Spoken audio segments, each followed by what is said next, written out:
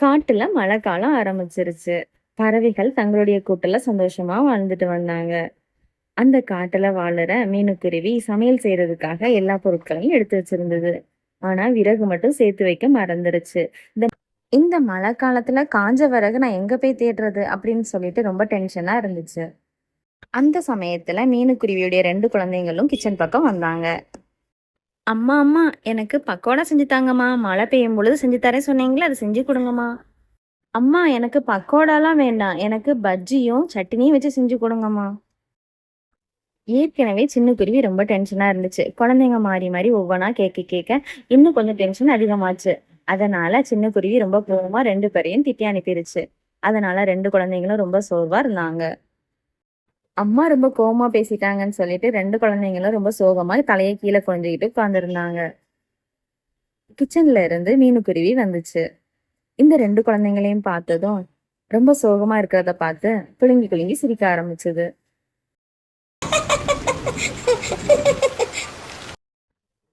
என்ன குழந்தைங்களா, அம்மா திட்டிட்டேனேன்னு ரொம்ப வருத்தமா இருக்கிறீங்களா அப்படின்னு சொல்லிட்டு பக்கத்துல போய் 2 குழந்தைங்களையும் கட்டி அணைச்சிக்கிச்சு. விறகு இல்லைன்னு சொல்லி அம்மா கொஞ்சம் டென்ஷனா இருந்தேன், அவ்வளவுதான். கண்டிப்பா நான் விறகு எடுத்துட்டு வந்து உங்க 2 பேருக்கும் நீங்க கேக்குறத நான் சமைச்சு கொடுக்குறேன் அப்படின்னு சொல்லிட்டு 2 குழந்தைங்களுக்கும் ஆறுதல் சொன்னச்சு. அந்த மலையில சின்ன குருவி காஞ்ச மரங்களை தேடி போயிருந்துச்சு. அதே காட்டுல வாழற காலுக்காகமும் லுலுக்காகமும் 2 பேரும் பேசிக்கிட்டு இருந்தாங்க. காலுக்காகவே நான் எத்தனை தடவை சொன்னேன், மழைக்காலம் வரப்போகுது, ஏதாவது தானியங்கள் எல்லாம் சேர்த்து வைங்கன்னு சொல்லி. ஆனா என் பேச்சை நீங்க கேட்கவே இல்லை. சேர்த்து வச்சுக்கலாம் சேர்த்து வச்சுக்கலாம்னு சொல்லிட்டு அப்படியே விட்டுட்டீங்க. இதோ பாருங்க, மழை காலம் ஆரம்பிச்சிருச்சு. இந்த மழை காலத்துல காஞ்ச விறகு கூட எதுவுமே இல்லை. என்ன சமைச்சு நம்ம சாப்பிடுறது? இந்த மழை காலம் முடிகிற வரைக்கும் நீங்களும் நானும் பட்டினியாவே கிடக்க வேண்டியதுதான். என்னது, மழைக்காலம் முடிய இன்னும் 2 3 நாள் ஆகும்? அது வரைக்கும் நான் பட்டினியா கிடக்குறதா? இதெல்லாம் என்னால முடியாது. நான் எங்கேயாச்சும் போய் காஞ்ச மரங்கள் ஏதாவது இருந்தா எடுத்துட்டு வந்து கொடுக்குறேன். அதை வச்சு இருக்கிறத வச்சு எனக்கு ஏதாவது சமைச்சு கொடு. என்னாலலாம் பட்டினியா இருக்க முடியாது அப்படின்னு காலுக்காக லூலு காகத்துக்கிட்ட சொல்லுச்சு. 2 பேரும் சரி காஞ்ச மரங்களை தேடிட்டு வந்துடலாம்னு சொல்லிட்டு 2 காகங்களும் புறப்பட்டாங்க. அந்த காட்டுலயே வயதான பறவை ஒண்ணு வாழ்ந்துட்டு வந்துச்சு. அந்த பறவைக்கு யாருமே கிடையாது. அதுக்கு காஞ்ச தாரங்கள் நிறைய இருந்தது. ஆனா அத கட்டி வச்சிருந்துச்சு. ஆனா அத தூக்கிட்டு போய் அதனோட வீட்டுல சேர்க்கறதுக்கு யாருமே இல்ல. ரொம்ப கஷ்டப்பட்டு தூக்கி தூக்கி பார்த்துச்சு. அதனால தூக்கவே முடியல. ஏதாச்சும் யாருக்கிட்டயாவது உதவி கேட்கலாம்னு சொல்லிட்டு ரொம்ப நேரமா வெயிட் பண்ணிட்டு இருந்துச்சு. அந்த பக்கமா 2 காகங்களும் வந்துச்சு. அதனால அந்த 2 காகங்கள் கிட்டயும் அந்த வயதான பறவை உதவி கேட்டுச்சு. அந்த 2 காகங்களும் கீழே இறங்கி வந்தாங்க. காகங்களே, எனக்கு கொஞ்சம் உதவி பண்ணுங்க. இந்த காஞ்ச மரக்கட்டைகளை என் தலை மேல வச்சு விடுங்க. நான் எப்படியாவது எடுத்துட்டு என் வீட்டுக்கு போறேன். என்னால அதை தூக்கி என் தலை மேல வைக்க முடியல. உங்களுக்கு ரொம்ப வயசாகி போச்சு. ஏன் இந்த காலத்துல இப்படி கஷ்டப்படுறீங்க? எதுக்கும் நீங்க கவலைப்படாதீங்க. இந்த காஞ்ச மரக்கட்டைகளை நாங்க உங்க வீட்டுக்கே கொண்டு வந்து கொடுக்குறோம். நீங்க எதுக்கும் கவலைப்படாதீங்க அப்படின்னு சொல்லிட்டு இந்த 2 காகங்களும் கண்ணடிச்சுக்கிட்டாங்க. ஏன்னா அவங்களும் மரக்கட்டைகள் தேடிதான் வெளியே வந்தாங்க. அவங்களுக்கு தேவையான மரக்கட்டைகள் இந்த வயதான பறவைகள்கிட்ட இருக்கிறத பார்த்து 2 பறவைகளும் யோசிக்க ஆரம்பிச்சாங்க. இந்த வயதான புறாவை ஏமாத்திக்கிட்டு எப்படியாவது இந்த மரக்கட்டைகளை நம்ம எடுத்துட்டு போயிடலாம்னு சொல்லிட்டு இந்த 2 காகங்களும் பார்த்து பார்த்து கண்ணடிச்சுக்கிட்டாங்க. இந்த வயசான காலத்துல இந்த மரக்கட்டைகளை எப்படி நீங்க தலையில சுமந்துட்டு போவீங்க? எதுக்கும் நீங்க கவலைப்படாதீங்க.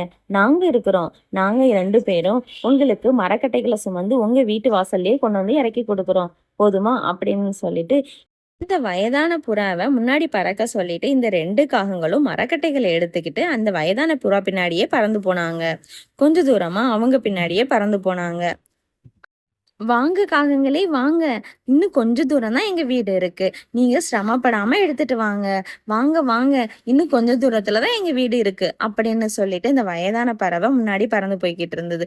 காகங்களே, இதோ வந்துருச்சு பாருங்க எங்களுடைய வீடு. அதோ இருக்கு இல்லையா, அதுதான் என்னுடைய வீடு அப்படின்னு சொல்லிட்டு இந்த வயதான பறவை தன்னுடைய வீட்டு வாசல்ல போய் இறங்கி நின்னுச்சு. பின்னாடி திரும்பி பார்த்தா அது 2 காகங்களையும் காணோம். கண்ணு கெட்டுற தூரம் வரைக்கும் இந்த 2 காகங்களையும் காணமேன்னு சொல்லிட்டு தேடி தேடி பார்த்துட்டு இருந்தது. கொஞ்ச நேரத்துக்கு அப்புறம் தான் இந்த பறவைக்கு தெரிய ஆரம்பிச்சது, இந்த 2 காகங்களும் தன்னை ஏமாத்திட்டாங்க அப்படின்னு சொல்லிட்டு. இந்த 2 காகங்களும் இந்த காஞ்ச மரக்கட்டைகளை சேகரிச்சு வச்சது எல்லாத்தையும் திருடிட்டு போயிருக்காங்க அப்படிங்கிறது இந்த வயதான புறாவுக்கு அதுக்கப்புறம் தான் தெரிய ஆரம்பிச்சது. கடவுளே! நான் எவ்வளவு கஷ்டப்பட்டு அந்த காஞ்ச மரங்கள சேர்த்து வச்சிருந்தேன். எவ்வளோ ஈஸியா வந்து இந்த 2 காகங்களையும் என்ன ஏமாத்திட்டு போயிட்டாங்க அப்படின்னு சொல்லிட்டு ரொம்ப வருத்தமா இருந்துச்சு அந்த வயதான பறவை. சின்ன குருவி தன்னுடைய குழந்தைங்களுக்கு சமைச்சு கொடுக்கறதுக்காக காஞ்ச மரக்கட்டைகளை தேடி அலைஞ்சுக்கிட்டு இருந்தது. அங்க கொஞ்சம் காஞ்ச மரக்கட்டைகளும் கிடைச்சது. அதை எடுத்துட்டு தன்னுடைய வீட்டுக்கும் புறப்பட்டுச்சு. அந்த வழியா தான் அந்த வயதான பறவைய பார்த்துச்சு. அந்த வயதான பறவை சின்ன குருவியை பார்த்ததும், "குருவி, குருவி, ஒரு நிமிஷம் இங்க வந்துட்டு போ" அப்படின்னு சொல்லி கூப்பிட்டுச்சு. "குருவி, எனக்கு ஒரு உதவி பண்ணு. எனக்கு நீ வச்சிருக்க காஞ்ச மரக்கட்டைகள்ல இருந்து ஏதாச்சும் கொஞ்சம் கொடு. நான் இன்னைக்கு சமைச்சு சாப்பிடுறதுக்கு. நான் கொஞ்சம் மரக்கட்டைகளை சேகரிச்சு வச்சிருந்தேன். ஒரு 2 காகங்கள் என்னை ஏமாத்தி அதெல்லாம் திருடிட்டு போயிட்டாங்க. இப்ப நான் சமையல் செய்யறதுக்கு எனக்கு மரக்கட்டைகள் இல்ல." "அம்மா, உங்களுக்கு ரொம்ப வயசாகி போச்சு. உங்களுக்கு மரக்கட்டைகள் குடுக்குறது மட்டும் இல்லாம, உங்களுக்கு என்ன வேணும்னு சொல்லுங்க. நான் அத சமைச்சு கூட குடுத்துட்டு போறேன்." அப்படின்னு சொல்லிட்டு இந்த வயதான புறா கிட்ட கேட்டுச்சு. அந்த வயதான பறவையும், "எனக்கு கிச்சடி சாப்பிடணும்னு ஆசையா இருக்குது. அதனால எனக்கு கொஞ்சம் கிச்சடி மட்டும் செஞ்சு குடு" அப்படின்னு சொல்லவும், சின்ன குருவி அந்த வயதான பறவைக்கு கிச்சடியும் செஞ்சு கொடுத்துச்சு. இந்த 2 காகங்களும் வயதான பறவை கிட்ட இருந்து திருடிட்டு வந்தத நினைச்சு ரொம்ப சந்தோஷப்பட்டாங்க.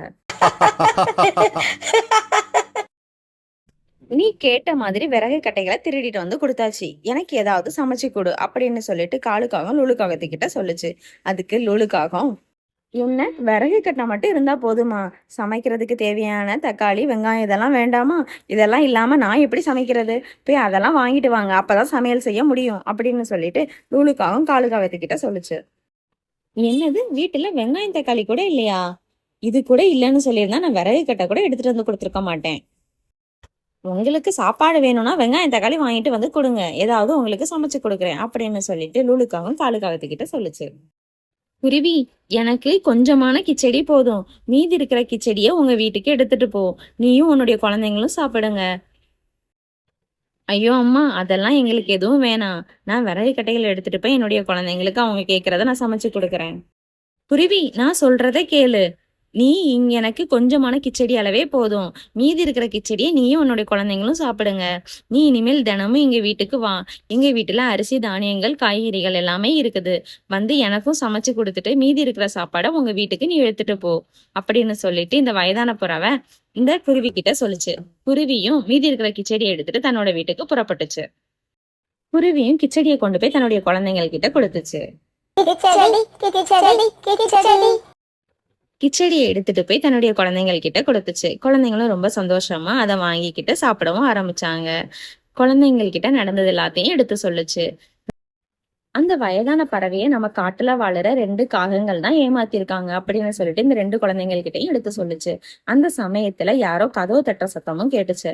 அதனால சின்ன குருவி வெளியே போய் பார்த்துச்சு. வீட்டு வாசல்ல காலுக்காக நின்னுச்சு. "சின்ன குருவி, இன்னைக்கு சமையல் செய்யறதுக்கு எங்க வீட்டுல வெங்காயம், தக்காளி எதுவுமே இல்ல. நீ உன்கிட்ட இருக்கிற வெங்காயம், தக்காளி ஏதாச்சும் குடு" அப்படின்னு சொல்லிட்டு காலுக்காகவும் சின்ன குருவி கிட்ட கேட்டுச்சு. "காலுக்காகமே, நான் இன்னைக்கு சமையல் பண்ணியிருந்தேன்னா இன்னைக்கு வெங்காயம், தக்காளி உங்களுக்கு கொடுத்துருக்க முடியாது. நீ சமைச்ச மாதிரி கிச்சடி மணம் வருதே உன்னுடைய வீட்டுல இருந்து." "நான் இன்னைக்கு விறகு தேடி வெளியே போயிருந்தேன். அங்க ஒரு வயதான பறவை கிட்ட ஏதோ 2 காகங்கள் ஏமாத்தி விறகெல்லாம் திருடிட்டு போயிட்டாங்களாம். அதனால அது சமையல் செய்ய முடியாம கஷ்டப்பட்டுட்டு இருந்துச்சு. நான் என்னுடைய விறகுல அவங்களுக்கு சமைச்சு கொடுத்து மீதி இருக்கிற சாப்பாடை எனக்கு அவங்க கொடுத்து விட்டுட்டாங்க. இனிமேல் தினமும் அவங்க வீட்டுக்கு சமைக்கிறதுக்கு என்ன வர சொல்லியிருக்காங்க. நான் சமைச்சு கொடுத்துட்டு மீதி இருக்கிற சாப்பாடை என்னுடைய வீட்டுக்கு எடுத்துட்டு வந்துருவேன்." சின்ன குருவி நடந்தது எல்லாத்தையும் காலுக்காகத்துக்கிட்ட சொல்லிட்டு இருந்தது. அப்பதான் அந்த காலுக்காகத்துக்கு புரிய ஆரம்பிச்சது. ஐயோ, அந்த வயதான பறவை ஃபர்ஸ்ட் நம்ம கிட்டதான் உதவி கேட்டுச்சு. அந்த வயதான பறவைக்கு நம்ம செஞ்சு கொடுத்துருந்தா நமக்கு தினமும் சாப்பாடு நமக்கே கிடைச்சிருக்கும். ஐயோ, அழகான வாய்ப்பை தவற விட்டுட்டோமே அப்படின்னு நினைச்சிட்டு தக்காளி, வெங்காயத்தை வாங்கிட்டு காலுக்காக தன்னோட வீட்டுக்கு போச்சு. "லூலு, லூலு, உனக்கு ஒரு விஷயம் தெரியுமா?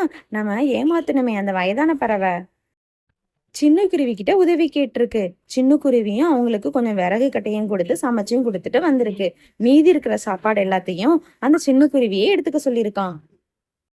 தினமும் என்னுடைய வீட்டுக்கு வந்து சமைச்சு கொடுத்துட்டு மீதி இருக்கிற சாப்பாட்ட உன்னுடைய வீட்டுக்கு எடுத்துட்டு போன்னு சொல்லிட்டு இந்த வயதான பறவை சொல்லியிருக்கான்." "ஓ, அப்படியா? இந்த சின்ன குருவியை விட நான் நல்லாவே சமைப்பேன். மறுபடியும் அந்த வயதான பறவை வீட்டுக்கு போய் நான் நல்லாவே சமைப்பேன் அப்படின்னு சொல்லி நான் அவங்களுக்கு சமைச்சு கொடுக்குறேன். அதை சாப்பிட்டு பார்த்துட்டு அவங்க இனிமேல் இந்த சின்ன குருவி வேண்டாம், என்னுடைய சமையலே ஓகேன்னு சொல்லுவாங்க. நம்ம அங்க போனா கண்டிப்பா நமக்கு அடி உண்டு." இந்த வயதான பறவைக்கு அடிக்கலாம் முடியாது. ஏன் கூட வாங்க அப்படின்னு சொல்லிட்டு இந்த லூலுக்காவும் காலுக்காகத்தான் வயதான பறவை வீட்டுக்கு கூட்டிட்டு போச்சு. அந்த வயதான பறவை இந்த 2 காகங்களையும் பார்த்தது நம்மள ஏமாத்துன காகங்கள்னு சொல்லிட்டு புரிய ஆரம்பிச்சது. ஏய் திருட்டு காகங்களே, நீங்க தானே என்னுடைய மரக்கட்டைகளை திருடிட்டு போனது. அம்மா நாங்க ஒண்ணும் உங்க மரக்கட்டைகளை திருடிட்டு போல. நீங்க வேகமா பறந்து போனீங்க. எங்களுக்கு நீங்க போற வழி சரியா தெரியல. அதனால திசை மாறி பறந்து போயிட்டோம். கடைசியா நாங்க எங்க வீட்டுக்கே போய் சேர்ந்துட்டோம். அந்த சின்ன குருவிய சமையல் வேலைக்கு வச்சிருக்கீங்கன்னு கேள்விப்பட்டோம். அந்த சின்ன குருவிக்கு சரியா சமைக்கவே தெரியாதுமா.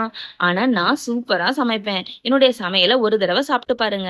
இனிமேல் சின்ன குருவி வேலைக்கே வேண்டாம்னு சொல்லிடுவீங்க. என்னையே வேலைக்கு சேர்த்துக்கோங்க அப்படின்னு சொல்லிட்டு இந்த 2 காகங்களும் அந்த வயதான பறவை கிட்ட வந்து கேட்டுச்சு. ஓ! நீங்க அப்படி வரீங்களா?